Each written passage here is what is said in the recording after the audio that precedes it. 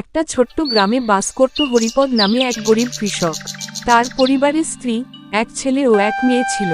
প্রতিদিন ভোরবেলা উঠে সে মাঠে যেত চাষাবাদের কাজ করতে। নিজের এক টুকরো জমিতে ধান, শাকসবজি আর কোনো রকমে টিকে থাকার মতো ফসল ফলাত। হরিপদের জীবন ছিল খুবই কঠিন, কিন্তু সে ছিল পরিশ্রমী ও ধৈর্যশীল। কখনো কোনো অভাব অভিযোগ করত না। তার স্বপ্ন ছিল ছেলে মেয়েকে পড়িয়ে লেখাপড়া শেখাবে, যাতে তারা আর তার মতো কষ্ট না পায়। এক বছর প্রচণ্ড খরায় তার ফসল নষ্ট হয়ে যায়।